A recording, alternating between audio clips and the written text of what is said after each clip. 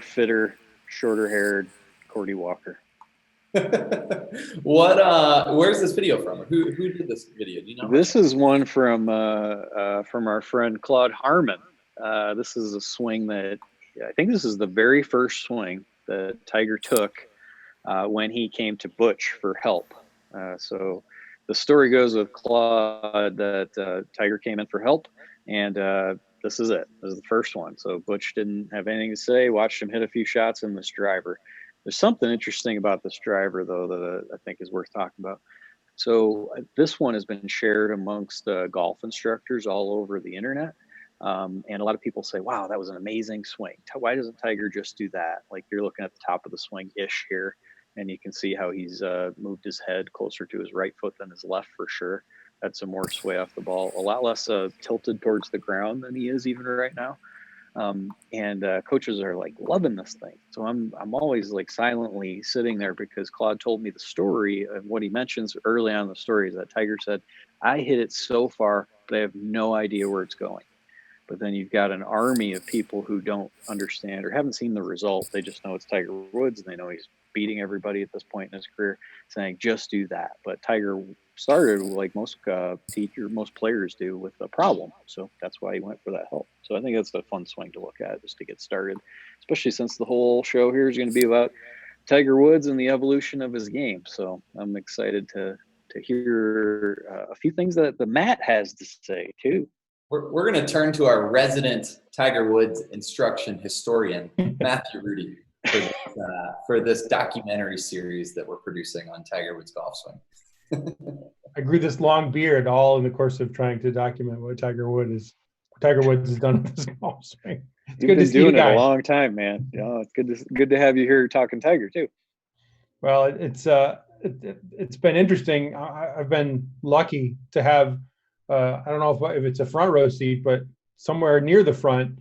I've been ghostwriting Hank Haney stuff and Golf Digest for 20 years now, and I've written a lot of stories with people who coach Tiger Woods, and then a lot of analysis pieces where people weigh in about Tiger Woods. So I'm interested in the evolution of what he's done, and when you showed that video, it was so interesting because I think now with all of us kind of tracking more towards home these last few weeks, it puts us out on social media more, and I've been seeing these pictures that some of my friends have posted of us in college. I just saw a picture of myself from 1992, and I can tell you that physically I couldn't exactly do the things in 2020 that I could do in 1992. So even if Tiger Woods wanted to do the things that he did in 1992 or 1993, I think the degeneration of joints that comes with age would have something to say about it for sure. Yeah. Well, we've been talking about that. I don't know if you were on with Terry and Mike and even some of the other coaches we've talked about, talked with. What happened? Tony Ruggiero comes to mind as well. What a person used to do, in my mind, is not super valuable. It's interesting to look back at and see what was different, but you just hit it on the nose and why it's not. You need what you need right now, not what Tiger did in '93. So I think it's what I think what a player used to do is germane only in the sense that they might be coming to you as a coach. And Nick, I'm sure you've experienced this with the tour guys that you coach. The player comes to you saying, "Here's a shot I don't want to see," or here's an outcome that I don't want. So they're alluding not so much to what they did physically, but to what they saw. I know Tony tells a great story about working with Lucas Glover, and there's a shot that Lucas Glover just doesn't want to see off the tee. So you have to essentially reverse engineer your work to produce an outcome that solves something that they don't want, as opposed to solving something that they do want. And then to hear, and if any of you have been watching for example, those ESPN the documentary about the Bulls, when you hear Michael Jordan talk, and when you hear Dean Smith talk about coaching Michael Jordan, or you hear James Worthy talking about playing with Michael Jordan when they were both in college. The big huge thing about Tiger that's so interesting is, I mean, this is a guy with the ultimate in physical capabilities, and he has an encyclopedic knowledge of what's going on with his swing. And so you're doing all kinds of you're trying to convince the guy that you have authority, that what you're telling him is the right stuff, and you're never quite sure because he's not super communicative. He's not a guy who's telling you a whole bunch of things all the time. So I remember talking a lot with Hank where he would say, this is this is an elite, world class, top of the heap performer at the apex of his game, and he's might be taking 20 or 25% of what I say. So okay, now does that mean that you give him 300% of it so that when he does a quarter of it, it gets it closer to what you're expecting from him? Does it mean that you just lay it out and hope that he takes enough of it for it to work? And it was interesting to watch this play out in real time, because you'd be walking with Hank at a major, and Tiger's doing something, and it's a kind of a flavor of what they were working on, but not the full prescription. And so if you're going to get judged, that's just part of being a coach. I'm sure it happens on the sidelines in the NFL every week. You're getting judged by a flavor of what's going on out on the field, not the full recipe. Oh yeah, coaching Tiger Woods would be hard, man. It's not easy. You're right though. The first coaching any tour player would be hard. It's not. Yeah. And you were right. Like I have yet to meet a tour player who doesn't at some point in time have on their iPhone a swing of the past when they played fantastic, and then they try to refer back to that, and ultimately they're still asking for help because it's not as simple as let me just copy what I used to do. Well, when you hear a commentator say, if I had 10 minutes with that guy or an hour with that guy, I'd fix him. I mean, okay. That's ridiculous, man. That is a joke. There's an awful lot that goes into that, and I mean, yes, this is a game, and it can certainly become overcomplicated. And if someone's not good at communicating, they can take the ocean of information that is available to anyone, whether you're a coach or a player, and dump that bucket of information on somebody's head in a way that's not useful. But on the opposite end of that, the stakes are so high for tour players. It's their livelihood. And when you're a coach, knowing that any dial that you turn with that player, however slightly you turn it, could affect that player's livelihood. Yes, ultimately it's the player's responsibility on what they take or don't take. But if you're the person who's the standing on the front of the boat telling people where the icebergs are, you've got a lot of responsibility to tell them where those things are and not miss one. And that makes the job a lot higher stakes than simply, hey, check out this video I shot on my phone here off the TV, and I'll do this instead, and you're going to go win the Masters next year. Right. Oh no, that's funny. You mentioned our friend Brandel Chambly, who's a super nice guy, but he claims he can fix everybody in 10 minutes, and he's never taught a golf lesson. So it's a lot for that guy to still learn as well. So I appreciate him as a smart individual. He's misguided when it comes to golf instruction. But he's good at what he does, because here we are. How long ago did he say that? We're no doubt about it. Talking about the fact that he said it and the outrage about that all those coaches felt about it. And the outrage is real, but it's still here, which is what his job is. His job is to foment controversy, and here we are still talking about it. And when I asked the Golf Channel producers about that, they say sort of the same thing. He's got, to them, a compelling story that seems somewhat thought out, and it's not, but it seems that way. And he's an intelligent person, so they love it. It's not. His controversy is somewhat important, but they think he's got decent opinions. That'd be a fun show too, to take you down a few roads of Brandel Chambly's evolution as learning the game of golf. But I guess we probably should do a little Tiger Woods evolution. Let's take a look at some golf swings, Nick. Do you want to pull up some of this story that you kind of want to break down of some of the changes that happened, the good, the bad? No problem. Let me see where we can start here. Okay. Let me do screen share. Sorry, gotta hit screen share before I start messing around here. Let's start with this one because I think it's a good reference. And I know you won't be able to hear the video, but in this one, Tiger Woods is explaining his Olay swing, and he's demonstrating it here. I'll play the 4-second clip in a second, but what he's really trying to describe, and this was with Butch Harmon as his coach, was how his swing direction at this point in time, just looking at this one picture, is aimed tremendously to the right. His face angle is far too open to the swing direction that he's about to have. I'll see if I can do a little annotation on this one. So he has everything wrong about what's going to happen to hit a driver in the fairway. His right forearm, even though we're nowhere near impact, is pointed almost horizontal to the ground, and how far his left arm is just away from his chest, how far that's pushed away. And that's what he always claimed he was trying to resolve or get past. Let's go ahead and take a look at some of the swings that I've got here, though.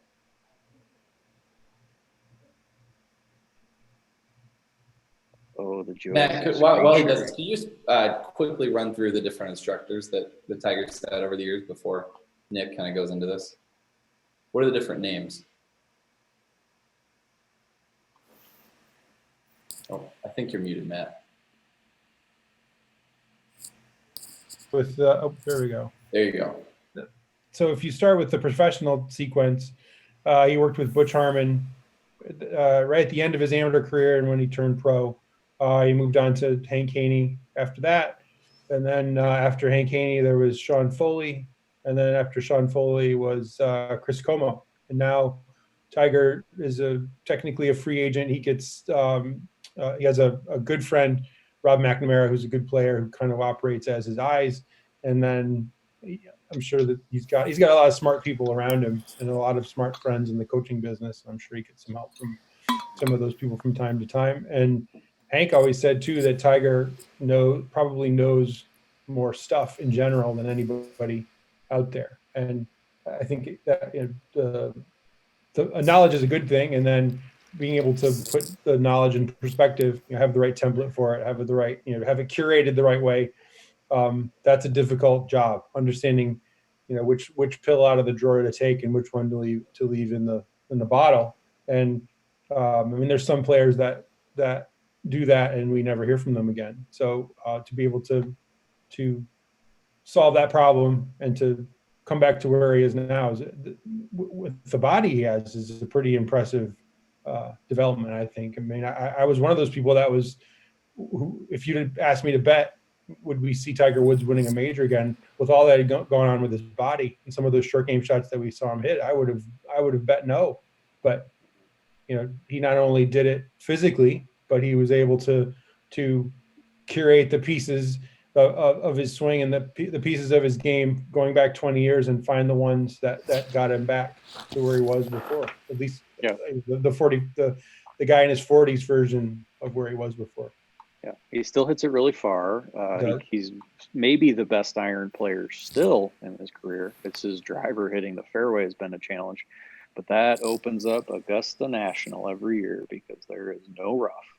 Few trees to avoid out there, but that's why I think they'll always do well there. And he knows where to hit it. Yeah, he knows where he can blast this thing 40 yards left or right and be okay. You did mention something in there, though. The knowing a lot of things and knowing how to use them are totally separate. Right. I remember having a PGA Tour player tell me he wanted to go work with this other coach if things didn't work out with how he was playing. And it wasn't my student at the time. I just remember having that talk with him. I said, "Really, why is that?" "Well, he's really smart, so smart, and he knows what to do." I said, "Well, I don't know if that's always the same. Those are not synonymous with being really smart and knowing what to do." So that's really the complication in Tiger's brain. If Tiger really knew how to take his one pill, as you suggested, and insert it where he needed to, he could start hitting some fairways, or at least hit more fairways than he does now, and ultimately play really good golf. There's no reason he can't still win 3, 4, 5 times every single year. So let's look at this shot. This was a really nice one from 2013. Just pulled this one off the internet today. The first thing I think it's really interesting is that when looking at tour players, I don't usually spend a whole ton of time on the backswing. That isn't normally the problem. So wasting a lot of time on where the shaft should be, where your arm should be, that's the small stuff for PGA Tour players. It's massive for everyone at home who isn't very good at golf. So Tiger's got a few things in here that you can learn and take a little piece on. First, in the backswing, he's got his left arm angled in somewhat relative to his stance line. So take into account that I'm using zoom and trying to draw with a crooked dotted pen, and that we're not there to see this camera angle and know exactly where it should be aimed. But he's got his left arm in. Most people who slice on the backswing start to push their hand path out too soon.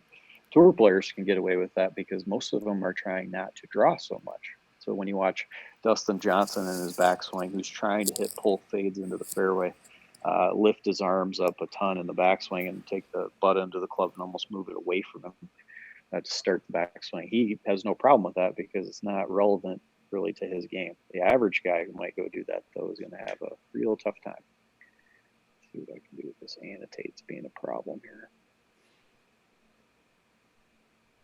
Nick, you're doing a great job drawing. We're all impressed. Well, yeah. Now if I could just hit play, I'd be even better.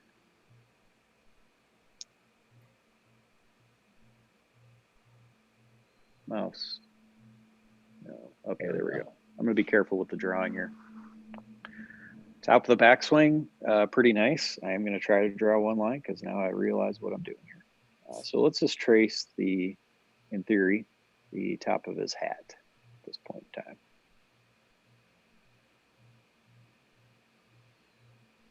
Maybe. Yeah, I'll put my cursor on it instead. Okay. So as I slow this thing down, that was where his head was at the top of the swing. And you can see how from all the way down, I'm struggling here, Gordy. Can't draw. He's at the bunker. Yeah, that's a good observation. So top of his swing, his head was basically at the edge of the bunker.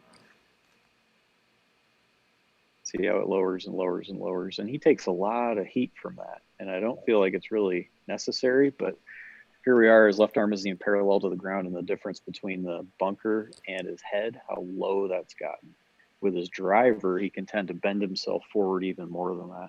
That isn't always wrong, though. If you want to hit this ball really far, one of the big mechanisms to help you do that is to move through the shot and basically leave the ground, jump up. That helps you pull the butt end of the club up into the air and speeds the whole club head up itself. He's doing that, but he's just doing it a lot. And he's doing it more than he really needs to hit an iron shot into the fairway. So here we are with the shaft pretty close to parallel to the ground. And you saw before his Olay swing. That's why I wanted to start with that one. So on the way down, what he was describing, always having a hard time with, was when the shaft was parallel to the ground, having the club head in his hands almost in a straight line, like you see more or less in this picture. They tend to get with his shoulders more closed, his hips more open, and the shaft more in with his driver, which predisposes him to swing into out a ton. And then there are the big pushes and the overdraws. So when he's got the ball on the ground, oh, sorry. That was his get. He always used to talk about being stuck. That was his get stuck position. There's his get stuck part. So one thing that he did with Butch, though, was always not necessarily how I would have done it, but it also really helped him, was on the downswing to feel like he just pushed the butt end of the club out away from him and really lost the radial deviation and started to uncock his wrist. So he'd make a lot of practice swings like this. That would help him get unstuck, though, as the term he was using in his Olay swing. All those were just making him swing straighter into the ball. With an iron, he does an awesome job of this. But you can see how low that his head is through the shot. So let's keep going. Impact. And we'll stop it right here. And you might notice how the butt end of the club isn't even really visible anymore. How his right arm is not away from him or starting to rise off of his upwards towards his shoulder. It's staying lower and closer to him. And as he keeps turning, you almost can't see it at this point in time. That's really indicative, not really of anything other than his swing direction. The further out the butt end of the club goes, watching my cursor here, if that were further away, club head's further away. That's just more of an in-out swing direction, which he's trying to avoid. And he does an awesome job with an iron. Take a look at where the club head exits here. And notice how like that might be close to, if he had to measure that on his arm, the club head might be appearing about where the middle of his bicep is as you view it from this side. So that's the point in time where that's coming out. Ideally, I would try to model out at least that your hands would come out in about the same place like they do there. That's really difficult to swing into out 8-10 degrees if you have that sort of hand path exit. So while it's long gone with the golf ball, this is a really critical point for most PGA Tour players to understand. And this is an awesome swing. His right shoulder is lower than his left. He's already trying to basically pick up the golf ball with his eyes. He doesn't have his head down. It's a really nice swing, and he played really well in this golf tournament. Okay. Now let's get into when he might have played his worst. I found this video quickly this morning on Terry Rolls, our friend Terry's website, and we'll check this one out. Okay, so this is a driver swing. Could do the same thing with his head going down.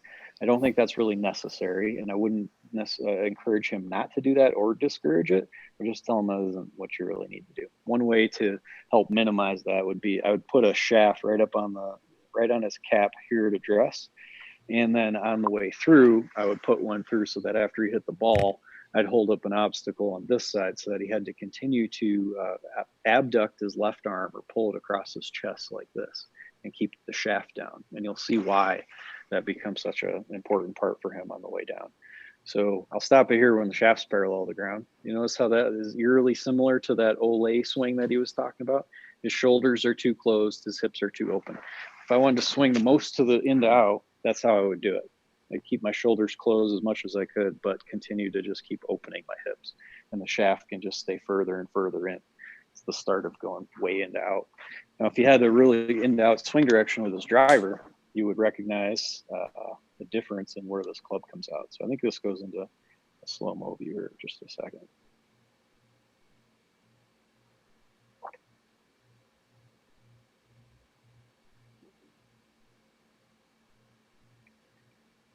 Okay, so there's the Olay, shoulders too closed. Here's the club head, here's the golf ball. That is in to out about as much as he can get it at this point in time. So he's got to straighten this thing out in a hurry. He has a hard time doing that. So his worst shots are heel hits that push and cut, or the biggest hooks out of maybe anybody on the tour when he's hitting it poorly. Now coming through the ball, I'm gonna go back a couple frames. I don't have a way of comparing this, but you might remember that iron swing. I suggested how the butt end of the club at this point in time was further towards him and the club head was closer to him as well. This is the start of just showing how far to the right he's swinging. Club comes out at about his shoulder. That certainly isn't as low as the iron swing, and his hands come out even higher than that. So teaching Tiger on the way down to not bend as far forward and instead trade that bending forward for some turning, which would straighten out the shaft, with his shoulders would be a tremendous help for him. And then even coming through the ball here, I'd keep trying to make him tilt himself to the right, stay close to the ground with his right ear, and keep that exit down. So while it might be kind of a complicated formula, that's all those pictures add up to a swing direction that's too far into out and all these crazy driver hits that he has. Put him out at Augusta National on any of those par fives, and he might hit the fairway half of the time, but the other 50% are still in a spot where he can go for the green too. So I think that's been a very interesting part to see over time. Matt, what do you think? Let's say Tiger went back to Hank Haney again. I know that this is I'm going speculative here because I'm really just interested in what you'd say. And he makes that swing. What sort of instruction do you think Hank gives him to hit the ball straighter? I think it would center on a couple of things. It would center on the quality of his back, what he could do. And I think ironically what you just suggested, a big part of why he was able to get closer to what he's doing now versus what he was doing in 2015 is because ironically the things that would be better for him to try were easier for him to do with his back fixed than they were to do before. And I think the other piece would be the bracing that he's able to do with his left leg. And because that has a huge impact on how he's able to turn. And a big reason that they changed things in the first place from what he did with Butch was to get that super hard snap that he used to have out of his lead leg out and to be more rotary essentially. And I think those two things are the golf swing stuff is secondary to the accommodating body stuff. So I think if Hank were to teach him, and I think of all of the people on the planet, he's probably the last guy Tiger would go to now. Those things would still be the trump cards. Okay, what do you do? What are we dealing with physically, and how do we get closest to an approximation of your thoughts and your feels with what your body can do now? And I think that the what he looks like. I just heard this big class from Ben Shear talking about resistors and releasers, and what Tiger looks like more now than before, than even when he was 20, is he still has a lot of ballistic quality in his swing, but everything is turning more together on the way out. He's trying to create a lot less tension in between when you talk about the way the hips turn relative to the way the shoulders turn. I think he's doing as much as he can to release everything through and let it go and produce a lot less stress, shearing forces on his body. I think that's the number one thing, because I don't think he can hit as many practice balls as he wants to. I don't think he can play as often as he wants. And I think he's keenly aware that if he has another incident, a back incident, whatever you want to call it, that could be the end. Yeah. I get that. I can see some of that for sure. So on the downswing, what he's calling his Ole swing, hips more open than the PGA Tour player would normally, and shoulders more closed. Then he would hit and just rise out of that rightward tilt and almost move his shoulders to the left. That would be the highest hand path exit. I can see that being a little tough on your back. I'm just suggesting that someone who's got a problem like Tiger on the way down when the shaft's parallel to the ground should feel like their hips and shoulders are the same amount open, which would be basically zero. At that point in time, you don't have the swing direction problem that Tiger's been battling his whole life. But if you do that, if you get up there again like you were, and you do that practice swing that he used to do, where you throw it early, where you do the practice swing that for the feel that he wants, where you're throwing it early. Sure. Now, if you just do that and all of a sudden turn your shoulders a lot, that's the Tiger Woods practice swing. That one right there. Yep. It's not a bad way to do it. It almost looks like he's trying to throw the club into the creek down the left side of the hole. You got it. And that's not, and the big issue for Tiger, and with every instructor, and I heard it from Butch, and I heard it from Sean Foley, and I heard it from Chris Como, and I heard it from Hank Haney, is Tiger does not want to hit the ball left. Yeah. So all these things that we're suggesting, all of the whether it's the Ole swing, whether it's you talk about anything that any way that his swing graduated from the year 2000 to the year 2020, everything was, how do you coach around the physical stuff, and how do you convince a guy who can do anything you ask to believe what you're telling him, and number three, how do you produce shots that don't go left? And you got it. That puzzle is a lot more complicated than people think. I could probably tell him, though, that your shoulder's more open when the shaft's parallel to the ground. You're going to hit this ball, keep the handle low, and spend a bunch of time teaching him how to extend his left wrist without twisting the face as much. And I don't know. I've done this before, not with Tiger Woods, but taught good players how to stop hooking. His story isn't really any different. It's awesome to see him still playing good. I'm excited to see how this year goes. Hopefully he's still healthy. I do have a view from the front that I think is really good too. So here's just a good way to take some information about Tiger's swing and something that people at home could deal with too. Kind of stop this when I get shot here. The shaft, the video dances around until right about here probably. We'll start at this point. I'm going to try this fancy annotate again. Cordy, you watching this? Check this out. Ooh, straight line too. I'll just throw a little box over his head and even something on his right hip as best I can. Maybe his left. These are a little trickier to draw. I already made a mess of his left. Let's go back to this mouse and see if I can do it. Ooh, I got this now. So from the point in time when the shaft was almost parallel to the ground to here, you might notice that his head hasn't really moved around much. It's still gone down. That's him tilting and bending forward more than necessary to keep his head still. Not wrong, just that's what he's doing. And how his pelvis really hasn't moved much. It's just sort of turning in that same space. And then let's watch the downswing. There's another really nice shot. And the video really slows down. I don't think the camera's moving around very much. It may be just a little bit, but let's change the color here. Or not. I'll just do another drawing.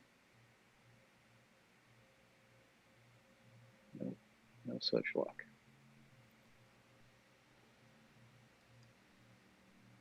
Okay, go back to the play button here. Here's the picture of how much his hips have moved towards the target now. There's a good 2 or 3, 4 inch hip sway that's already happened. That's him getting ready to tilt himself to the right when he hits a ball. That's an important part of having the club not smash into the ground. But a lot of people, I think, are a little bit nervous about hip sway at this point in time. That you shouldn't really be moving toward the target with your pelvis at all. Here's a really good player demonstrating what really good players do. And then going even a little bit further, you can see his ankle, his knee, his hip. His knee and his hip are both forward or closer to the target than his ankle is. That's a really nice way to make sure you hit the ground right about here in front of the ball. He's still too closed at this point in time.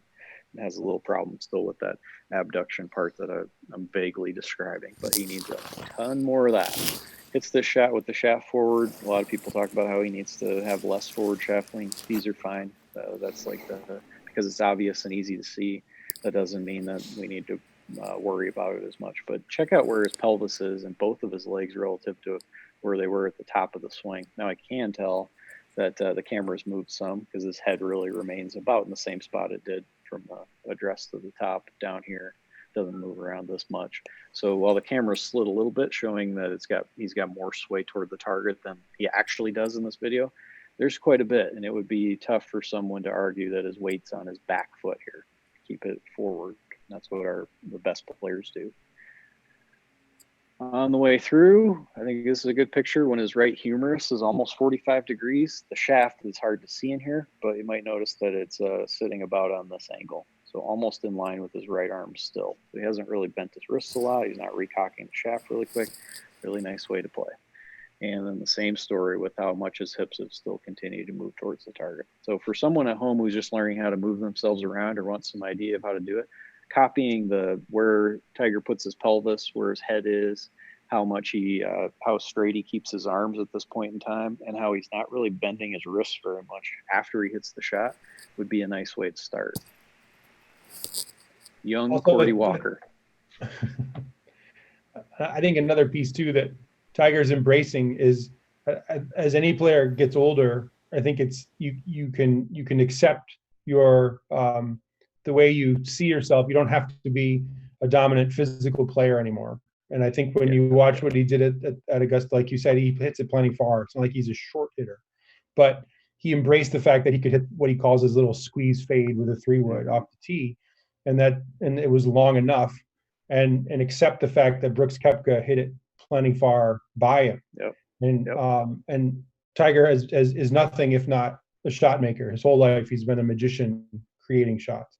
And I think what some of the physical limitations have let him do, it lets him get up and manufacture shots that aren't always the most physically dominant, physically imposing, but allow him to play, allow him to stay and play and use his decision making and use his strategizing at a place that he's played more than any of those guys. And I wish I had one of those 3-woods. That would be a really good one to watch from the down the line or side view like this. When he's hitting that 3-wood, which is probably what I would tell him to do if he didn't really want any help, he just wanted to straighten out his swing direction some or hit more fairways.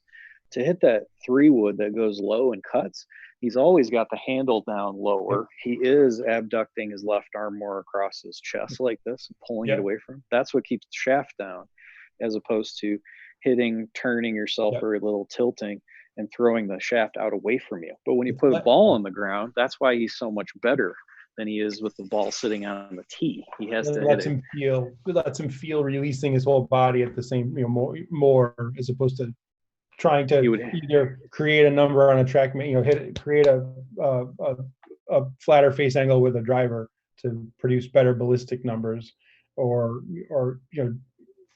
like my friend Mike Jacobs likes to describe, when the club gets down by the ball, it's effectively 100 pounds. So the work that you're trying to do when you get down by the ball, Tiger is the guy where you could see him actually trying to yank that anvil around down there sometimes. And when he can hit that little slider, the club looks very light for him. Yeah, you got it. When he's so closed on the way down, his hips are really open. If the ball were on the ground, he'd have hard hitting the ball first. So that's what he's able to do that on a tee. But when you put that 3-wood on the ground, he can't have his shoulders as closed, his hips as open, and not abduct his left arm across his chest. So it just doesn't work. I'd tell him stand up there, tee his 3-wood up this high, and smash that thing into the fairway with no curve on it, by making sure his exit's down low, and he could go play with Brooks Koepka. It'd be tough though, man. He'd have to cross his fingers that Brooks didn't have a really good day because of how much further he's hitting it and still in the fairway. I like it, Matt. Then I had some more. Let's check this out. Let's see what I've got up here. I think this is interesting too. So we've spent a bunch of time now talking about his swing, and that's different. but when he was playing his worst, he had a hard time even hitting little pitch shots like this. So you might recognize this shot. Hits behind it, digs the leading edge in, and he's trying to hit almost all of his pitch shots that way. This was a shot that could have required like a really high lofted shot. And where did I put that one of him pitching? Here's some pitching practice. I gotta close that. So here's some pitching practice from him when he's playing his best. It's just a totally different theme to how he's executing this shot. First face is far more open to hit all of these shots, but the follow through is different. He's hitting the ball, extending his lead wrist, not trying to drag the butt end of the club further forward all the way through the shot. Even on a low one like that, he's very cautious not to hit the leading edge of the into the ground. So this is an awesome way to practice. Go out there, hit some flop shots, do everything you can to hit the trailing edge of the sole, and to grab a wedge. I've got just a 7-iron right here. I think a great way to practice how to hit all these shots is go into a greenside bunker with a longer club like this one. And this is the spot on the club you're actually trying to hit.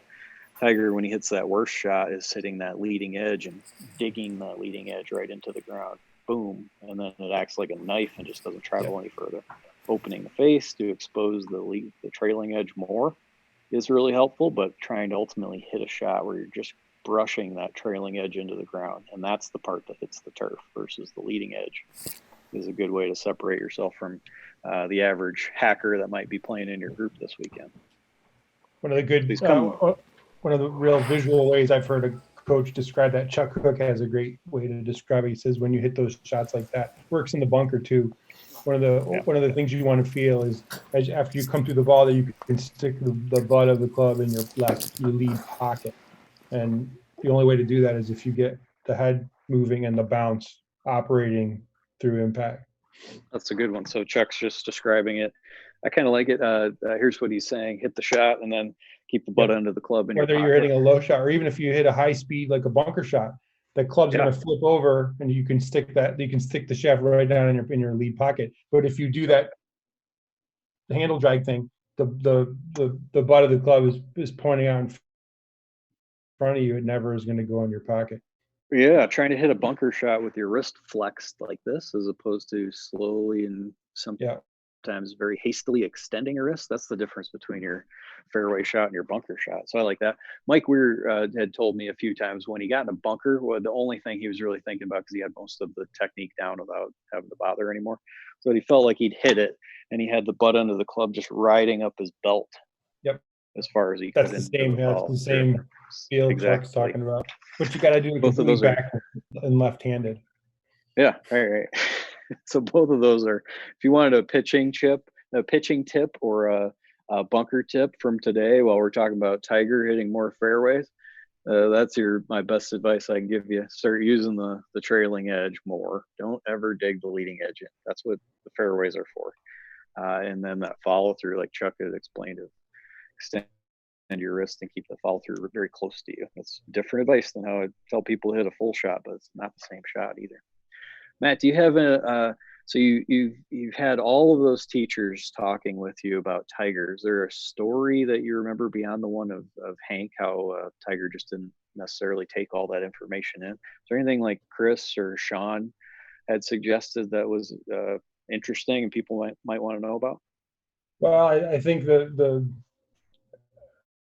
the feeling I got from talking to all those guys is what I imagine the feeling would be if you talk to all the living presidents, maybe now, but the rest of them, where even if the strategies are different and the philosophies are different, there's a level of commiseration that goes on between those people because they understand what the attention is like, and the negative attention and the positive attention both. And you probably get, and Hank said it, you probably get more credit than you should when the player plays well. You probably get more blame when the player plays badly. And I think the prevailing thread for every one of those coaches is the difficulty sometimes to be able to deal with the fact that there's always incomplete information out. what people are talking about a player's working on, how a player's playing. There's always more going on than you think. Physical problems, social, problems with the family. The player could well be trying to do something that people don't realize. And again, Tiger operates. He's much closer to the vest than most other players. He's not out there giving, doing a something like Claude and Brooks Koepka had on Instagram Live a couple of weeks ago. Tiger, peak era Tiger Woods wasn't doing those kinds of things. So right. If you're coaching, whether you're Hank or Chris or Sean, any of those people, all this stuff is going on, and he's the most scrutinized athlete in the world, and you're the coach, but there's not complete information out there about what's going on, all the kinds of things that make a coach's job so interesting and so challenging. You kind of have to carry those things close and have it just be between you and the player, and take the slings and arrows of people like Brandel about what's working or not working without complete information being out. I think those were the stories that resonated with me the most. Kind of the social challenge that you have to have by taking this super high profile job without being able to fully give context day to day on what was going on. Yeah, no, you're getting like straw manned over and over right. and over. That's not what I'm doing, but that's the only information people get. Yeah, highly criticized. You got to have thick skin, man. Sure. There's a great story about when Tiger won the British Open at St. Andrews, and he basically didn't miss a shot, didn't hit in one bunker. It's the best you can play. And Hank was riding back with Tiger on Tiger's plane, and there had been a piece in one of the magazines from some other instructor being critical of what Tiger was doing, and Hank was really annoyed by it, rightfully so, because it had been taken with some photos where the camera angle was a little bit off, where it would be easy to make a critique of what he was doing. But if the camera was where it was supposed to be, it wouldn't be so clear cut. But what you have to accept as the coach is the players at the apex, the player won. So you did your job. Everything was great, but you're still getting darts from people criticizing what you're doing, even when the guy had literally just played 4 of the best rounds of his career. Mm-hmm. Can you foresee Tiger having another prominent coach in his career, or having someone by his side that's public? I don't know. Somebody asked me that about Butch. If Tiger went, what if Tiger went back to see Butch, for example? And I kind of answer those two questions the same way. I think if you were already a high-profile coach, for example, having Tiger as a client and having everyone know about it, there would be no upside to that for anyone. So does that mean that Tiger wouldn't have a high-profile coach helping him? I think he could well, who knows? But I think the idea that it would become super public and kind of an official relationship, or what do they call it, Instagram public? I think it becoming Instagram public would be less likely. I think if you're Pete Cohen, for example, would you ever go watch Tiger Woods hit balls and give him some advice? Yeah, I think that would happen. Would it ever be that he flies around the world and stands there watching Tiger hit balls and gets interviewed to talk about what they're working on? I think there's no Tiger doesn't want to have other people speaking about him / for him, and I think those coaches, there's no upside. If he plays better, it's because he's Tiger Woods. If he plays worse, well, you're the guy who ruined the renewed Tiger Woods. That's a tough spot to be in. Yeah, that is tough, and I think that was smart of Chris and Chris Como to talk about it as though he was his what exactly did he? Swing consultant. Yeah. It's a smart way to go. I like that for sure. I don't know. I think being Tiger Woods' coach right now is still $1 million job instantly. Yeah, but maybe not $1 million from Tiger. No, not from Tiger. It's all the pluses right. that come with it that are still intriguing. Hey, Cordy, you ever get to watch Tiger Woods in person?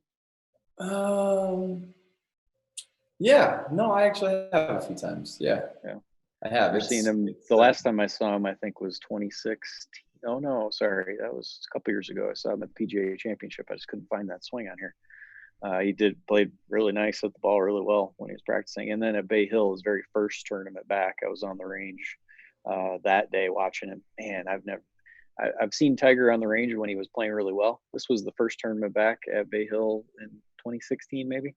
he had so many people around him on the driving range. Everybody wanted a glimpse of that. It's always been such an awesome show to see. Well, I can tell you, if you ever hear me complaining about my job, just smack me, because one of my first assignments, I was a reporter at Sports Illustrated. So my job was to fact check and to go get quotes and observational stuff for Rick Riley. I was his reporter. And I was there when Tiger won his first Masters. And I sidled up with the official Augusta National camera crew into the champions dinner, or not the one they have before the event, but the one that they have for the guy who just won. And I got to see that. And when the staff came out from the kitchen to give him a standing ovation, and then I was just there for this one last year to see him do it again. So whatever you think about Tiger Woods, he's one of the greatest athletes, one of the greatest champions in any sport. And to be able to get up close and see a couple of these amazing, the guy coming onto the big stage for the first time and then doing it again after this long layoff, those are pretty cool things to be a part of. So if I ever complain about a deadline or the fact that I've got to sit here in my home office for a couple of weeks, I should just be quiet. Yeah. You have, I think, one of the most interesting jobs in golf too, of having all these golf instructors who tell you their philosophy, theories, swing styles, systems, and methods about how to play. And you've got to help in the back of your mind, you can silently judge every single one of them, which is great. One I do. And I'm sure you do, as you should. I would too, for sure. But who do you think out there, out of all the guys that do you think could really help Tiger play better now? Give me like 2 or 3 people you think would be good coaches. I think I don't think Tiger needs a massive amount of super technical. I think a person like Randy Smith it's like having Butch Harmon as a coach, but not Butch Harmon. Not in the sense that they necessarily teach the same thing, but they have the same platform in the game. They've coached a lot of players. They're a familiar face with their own accomplishments and their own healthy. And I don't mean this in a bad way, but they have an ego that allows them to not have to get the last word with somebody who's a superstar. And I think Bill Harmon's in that position, for example. And if Tiger went to had Bill Harmon watch him hit balls, that'd be a comfortable place for him to go. And so you don't think what's that? You don't think he has gone to see Bill Harmon watch him hit a few golf balls? It wouldn't shock me if they have. I mean, it wouldn't shock me if Butch watched him hit balls. But I think if you're Tiger, you can have a lot of control over your environment. And I think he's much wiser about that than he was before.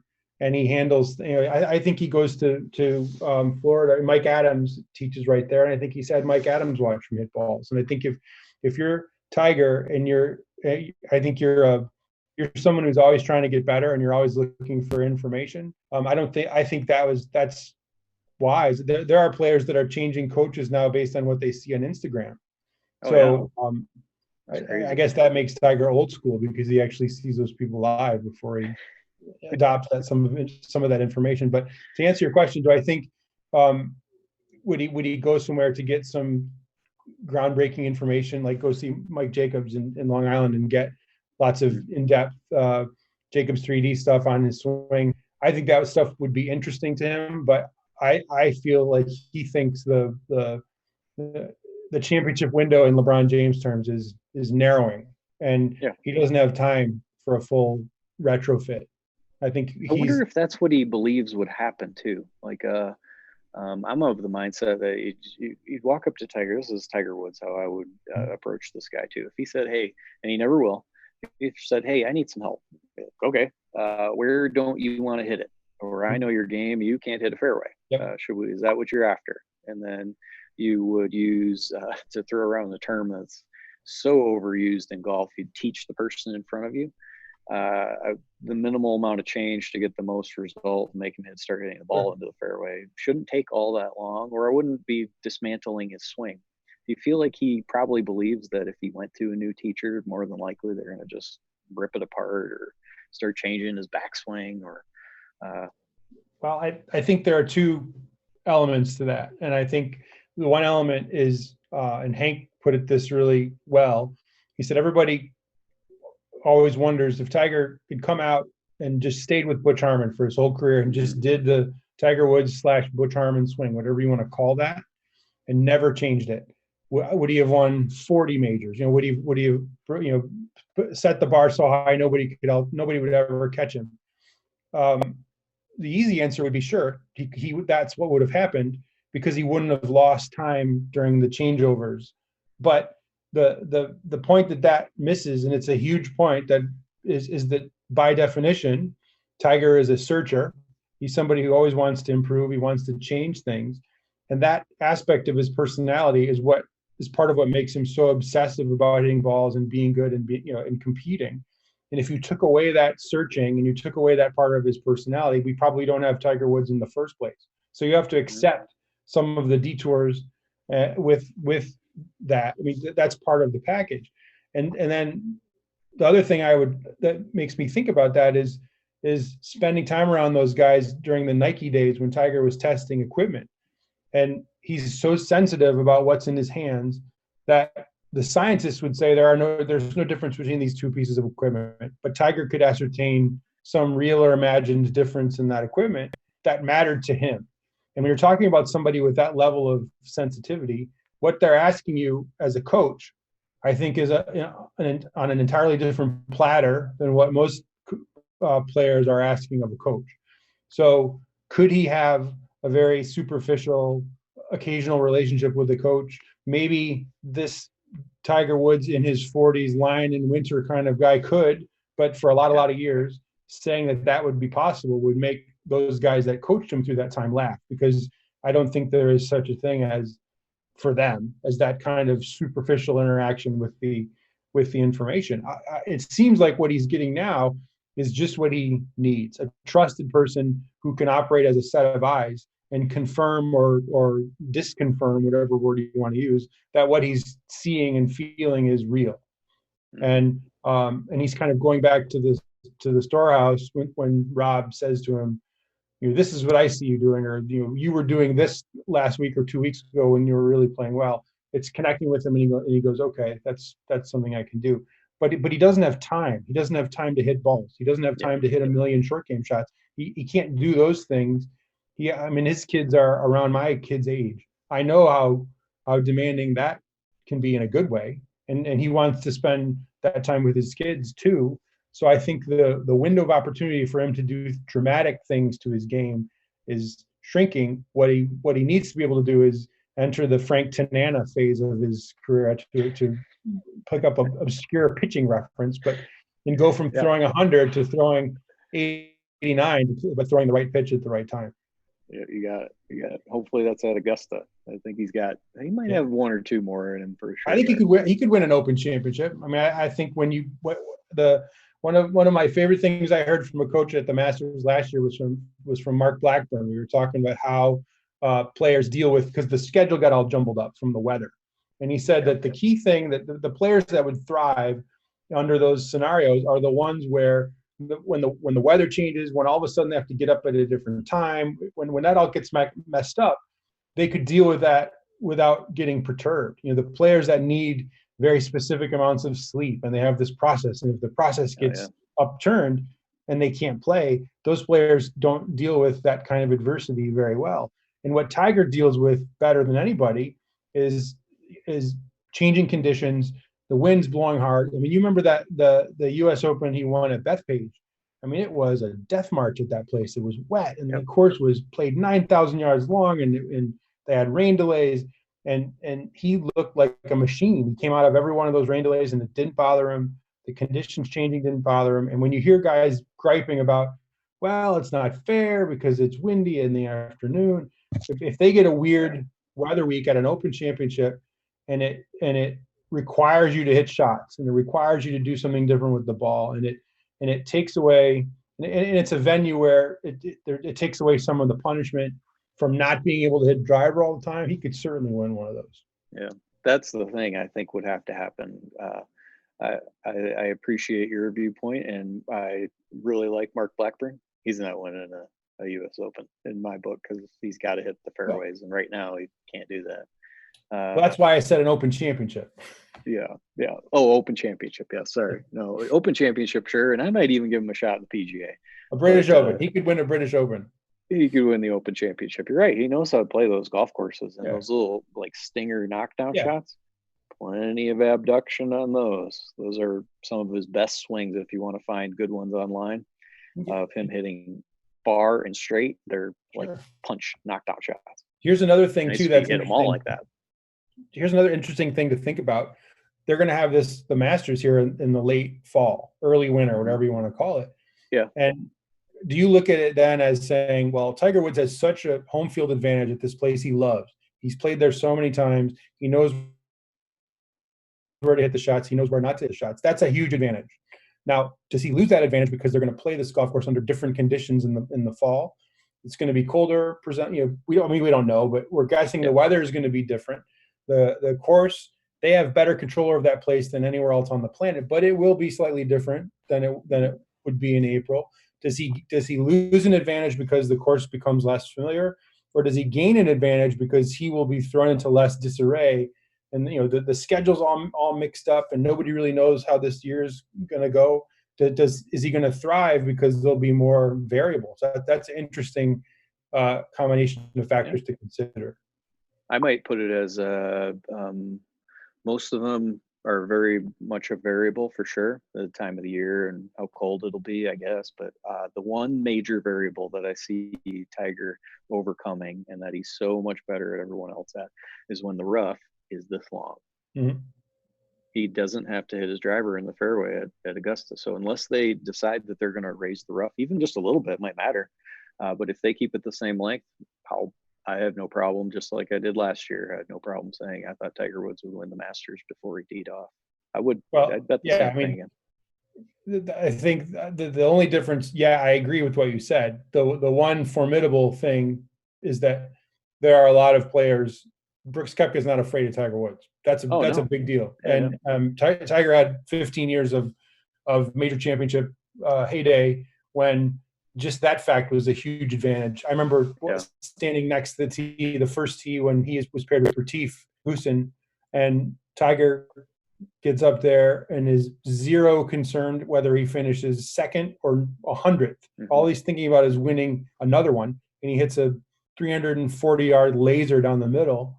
Yeah. And Retief gets up there and almost takes my head off with a snap hook off the first tee, because the pressure factor, not only trying to win those, but playing against the guy who's so good, that's a big deal.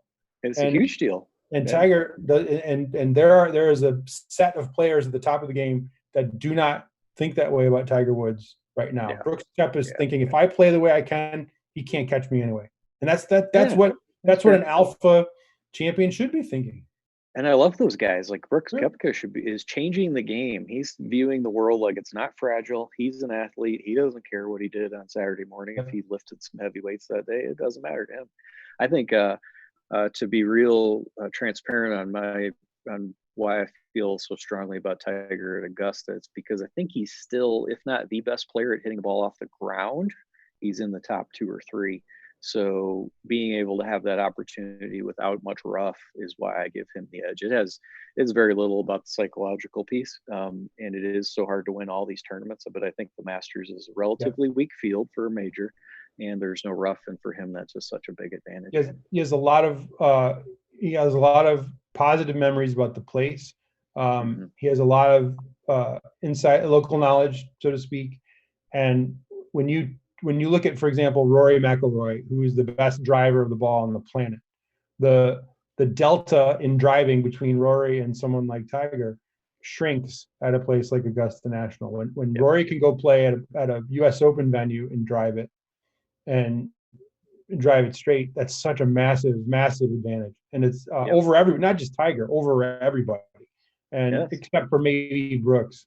And DJ is a good driver too, but like you said, it becomes less of an advantage when you go to Augusta, where you know where to hit the tee shots to extract the most value, and where you don't need to hit something heroic and just be in the place you want to be. Mm-hmm.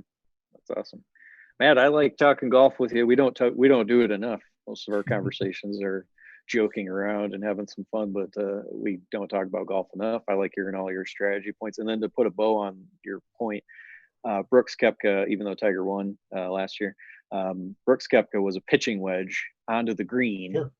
Away from winning that thing pretty handily, and he hit it in the water, or else. Well, the other thing too is I was in every one of the press conferences and I heard Tiger talk the whole week, and the only person he ever referenced in any of those press conferences of having any concern about, he said, he always looked to see where Brooks was on the leaderboard. And to me, in all the years I've covered Tiger, he never talks about any of those people like that, because he's never worried about Phil. He was never worried about Ernie. He was never worried about any of those people. The only people you could ever say that about, there was about a year and a half when it was Duval, and it's Brooks Koepka right now, because he knows that Brooks Koepka, number one, hits it farther, and number two, the guy's got 4 majors, and his temperature doesn't rise in big events; it actually goes down. And Tiger has a lot of respect, like Michael Jordan. He has a lot of respect for people that have that experience. Right. Oh, that's awesome. You okay over there, Cordy? Cordy's looking pretty stoked. I think he zoned out a little bit. I didn't even see him blinking, so he might have lost his feed altogether. It looks like he's frozen. I wonder how long he's been that way. That's what my wife says the same thing about my stories. She says I think that's what you get when I tell golf stories. That's Penelope Rudy right there. Frozen. Well, I think that your golf stories are interesting. It has more to do with just dragging out the right points out of you. I love hearing all the conversations you've had with all these guys. So my problem is I have so many. You're trying to dig something out of the right drawer in the file cabinet. You do. I think that's important. Well, we lost Cordy, so I guess maybe we'll just say sayonara for today. And then tomorrow we have, in theory, what I'm planning is that we've got a virtual lesson program that anyone in North America can partake in, Matt. So I want to actually run Cordy through what we're looking to do and give him a little sneak peek at what we're going to offer some people. So thanks, Great. Man, for hanging out. Sure. I'll see you tomorrow.